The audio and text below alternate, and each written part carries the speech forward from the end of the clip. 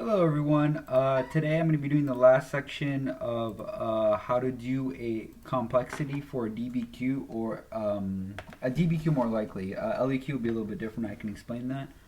But the complexity point is basically, it's referred to as a unicorn point in AP reading or for AP teachers is because it is complex and doing a DBQ or LEQ is complex enough. So why would you have someone say, this is not complex enough by grabbing 7 random documents and making a beautiful essay in 60 minutes and making thesis arguments and all this crazy stuff, right?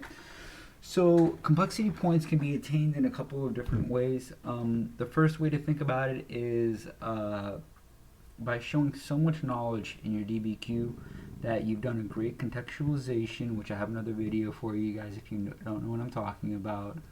Remember, like and subscribe, do all that jazz. So complexity point is basically showing so much information and that you know of that subject that you do great contextualization in your DBQ. You're pulling outside resources everywhere. You're going into depth analysis. You're doing great POVing of point of views. You're doing great bias. You're doing great purposes and intended audience.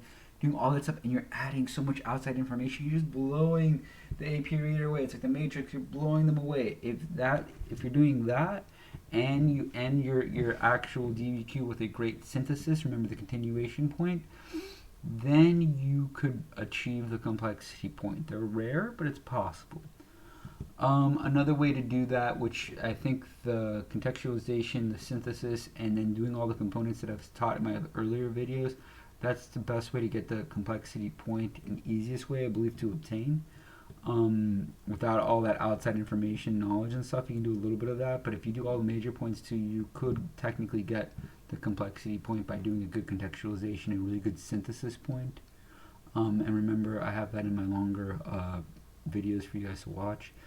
The other way is to, every time you make an argument in your essay, if it's LEQ or DBQ, you counter the DBQ SAQ section and you kind of pivot back and forth in it, and then you always kind of want to end in your actual argument because you never want to eliminate your point by trying that move. It is more of a complex thing, but it's kind of like if you're going to make a point or make an argument and you acknowledge the other side of the argument, but yet bring it back to your side of the argument with every point you make in your DBQ, every section of your middle 3 major paragraphs going in it, or you go back and forth really, really well with your LEQ of your argument and counter argument throughout, you could attain or you could, I like to say, capture the magical unicorn, which all my students think I'm crazy, but that's basically because it's the craziest one to attain. But if you want to go for it, I would strongly suggest knowing your DBQ foundation strongly before you go for it. And if you don't capture the unicorn, it's not going to be your 5 is going to be gone on an AP exam, or 4, or even passing the AP exam is going to be gone if you don't have the unicorn, okay? But it's for those that really they do DBQs already and they're like, whoa, okay, you can go for the unicorn. Like, you know what I'm talking about, and you've kind of blown me away with some of the stuff you've done. I think you can make your stuff more complex and just add those layers to it. But remember, get the foundations of the DBQ, LEQ, SAQ, all that stuff before you even try to make it more complex. Okay, well, good luck out there. Hopefully this video is helpful. Like, subscribe, do all that jazz, and I'll see you in another video going forward. Okay guys, thank you for watching and have a good day.